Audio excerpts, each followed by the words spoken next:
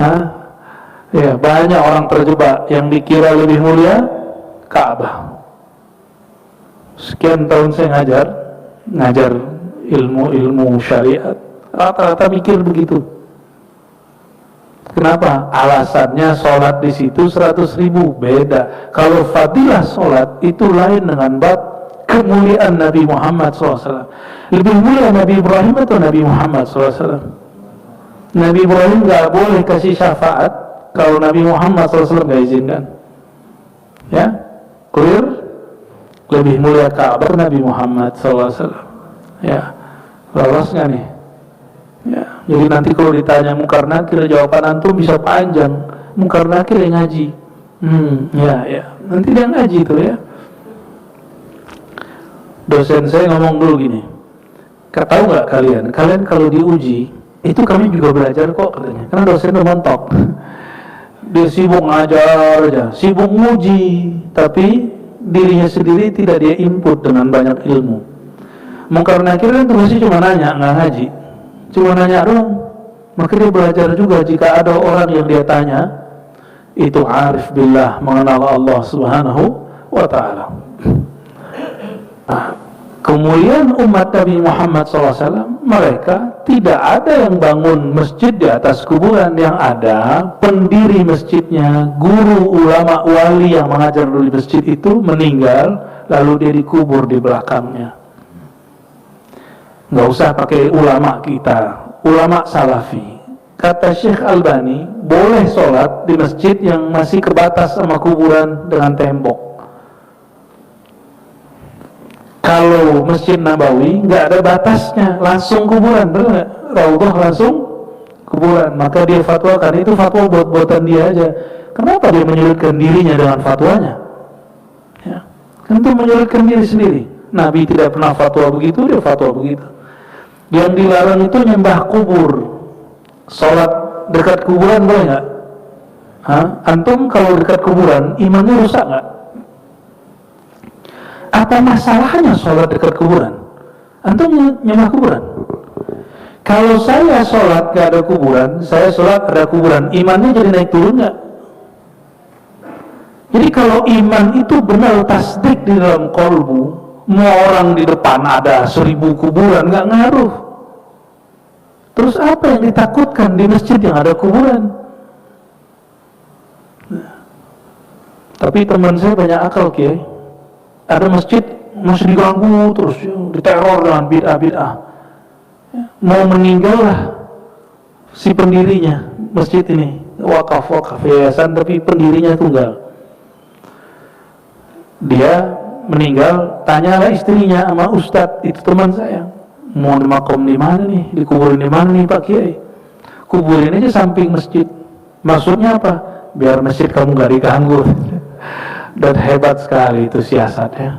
Jadi dikubur yang di sampingnya di masjid. Itu pengikut Syekh Albani udah gak ada mau sholat lagi.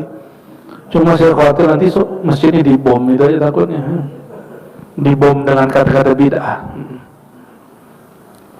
Kalau dibom dengan bom beneran terjadi di Pakistan, di Suriah. Di Suriah orangnya masih hidup dibom. Syekh Muhammad Sa'id Al-Muti masih hidup dibom. Lagi ngajar kitab, ngajar Al-Quran dibom. Kira-kira itu yang ngebom mujahid atau mujahad? Ya.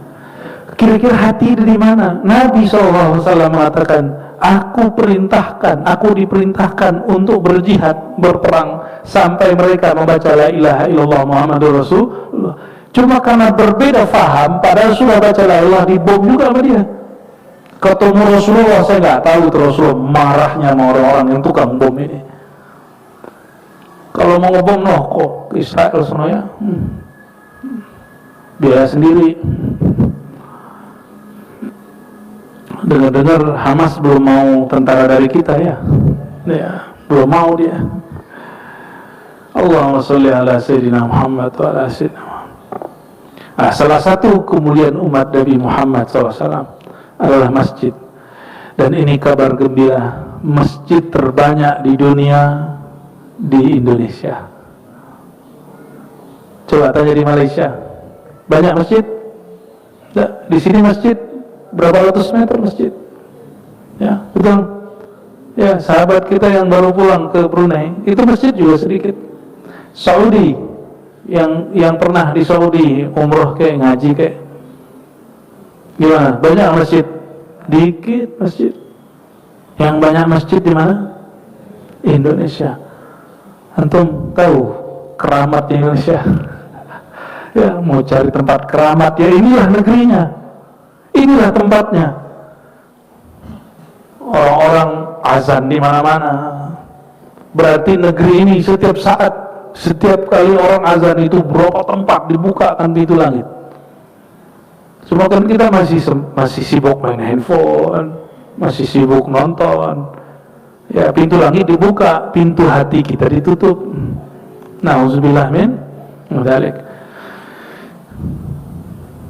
Tahu jumlah masjid di Jakarta kayak atau Depok? Ini masuk Depok ke Jaksel? Oh Depok lah ya, sudah di Depok. 1.400 yang tercatat, yang nggak tercatat itu Depok. Ya, tahun 2013 saya suka ngisi training. Kami nanya ke orang yang buat data masjid, itu 8.000 di masjid di Jakarta. Wallahu alam, itu maksudnya 8.000 itu berapa ya? Apakah lebih atau kurang? Belum dihitung masjid-masjid kantor. Ya, belum dihitung masjid kantor. Wa min syarafil ummatil Muhammadiyah, di antara kemuliaan yang khusus bagi umat Nabi Muhammad SAW, ikhtisasuha bil masajid. Allah khususkan umat Nabi Muhammad SAW dengan banyaknya masjid-masjid. Masajid jamak dari masjid. Di sini beda gang sudah ada masjid, benar gak? Luar biasa itu. Ya. Waqad jaa fi fadli bina'iha wa fadli sa'i ilahi Nabi SAW ahaditsu katsirah. Ya. Sangat banyak sekali riwayat yang menyebutkan keutamaan membangun masjid. Yang kedua, keutamaan jalan menuju masjid. Ya, dari hadis Nabi SAW. Yang pertama nih ya, ma yadullu ala fadli bina'il masjid, yang menunjukkan keutamaan bangun masjid. Nah, jangan bayangkan masjid itu cuma tempat sholat, tapi seperti ini, ada pengajian ngaji ilmu, ada ngaji ilmunya. Kenapa saya pakai kitab Pak? Padahal bisa nggak pakai kitab? Karena kalau pakai kitab banyak hal yang baru kita dapatkan. Itu satu. Kedua, pengulangan yang sudah jelas tidak akan disampaikan. Benar nggak? Dan yang paling penting, tidak adalah hari kecuali bertambah ilmu yang baru. Ya, itu yang paling penting. Makanya apapun majelis, walaupun kita sebenarnya sanggup nggak pakai kitab, tapi ulama dulu ngajar pakai kitab. Emang kita lebih hebat dari ulama dulu? Ya, kan nggak juga. Maka kita ngajar pakai kitab. Beberapa kiai di Betawi itu kalau khotib nggak bisa, ceramah nggak bisa, tapi taruh kitab depan dia, suruh beliau mensyarah, mengurai. Itu mau 3 jam 4 jam juga antum sampai kesemutan tuh bisa. Jadi mereka nggak, justru sebaliknya nggak bisa ceramah lepas, bisanya menjelaskan yang di kitab. Ada lagi ulama yang lain, ahlullah, kekasih Allah, kitabnya di kolbunya. Walaupun dia pegang kitab, tapi sebenarnya kitab itu ada di kolbu. Sama-sama ngaji kitab A, tapi beda ulama, beda rasa nggak? Kenapa? Tergantung kitab yang Allah berikan ke dalam kolbu dia. Gitu. Maka seorang ulama jangan hanya sibuk ngajar orang, dia harus juga membangun hubungan dia dengan Allah Subhanahu wa Ta'ala, hubungan dengan Rasulullah SAW, hubungan dengan ulama-ulama suci, baik yang masih hidup ataupun yang sudah wafat. Ulama kita suka berziarah, suka sowan. Tradisi itu cuma di kalangan ahlus sunnah wal jamaah, wabil khusus sufiyah. Saya apresiasi depan masjid sudah dipasang ya, masjid ahlus sunnah wal jamaah akidah Ahlussunnah Asy'ariyah Maturidiyah, fikih 4 mazhab, bertasawuf Imam Ghazali, ya. Itu manhaj saya, ya. Tapi kalau ada orang mengatakan tasawuf Ar-Razi beda, kita cek dulu yang beda aneh sama ente, ya. Lebih Ghazali aneh apa ente? Boleh kita uji, ya. Tapi fair, jangan main zalim, ya. Jangan main kemudian main bully. Fair, insya Allah kita siap adu mana Ghazalian yang lebih kuat, ya. Ini Tahdus bin Nimah, Kiai. Tahdus bin Nimah, Majmu'ah Rasail Ghazali setebal ini saya khatamkan 6 bulan, ya, setebal ini. Ihya Ulumuddin, alhamdulillah ngaji sudah lama.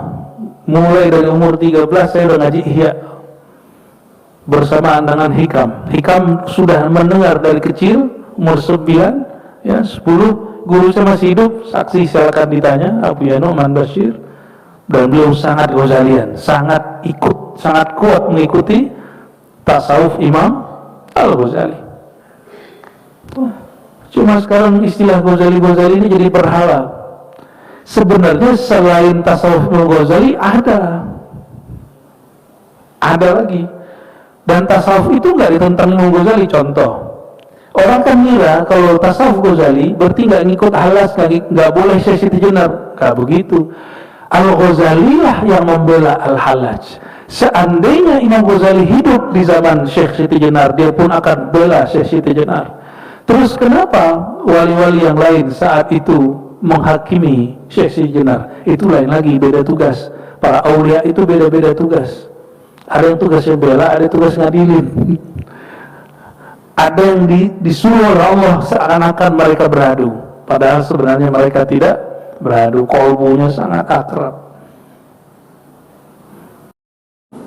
Di antara keutamaan bangun masjid, annahu madmunun lahu baitun misluhu fil jannah, dijamin dibuatkan rumah atau istana yang serupa atau lebih mulia di surga. Masjid tadi fungsinya apa? Sholat, ngaji.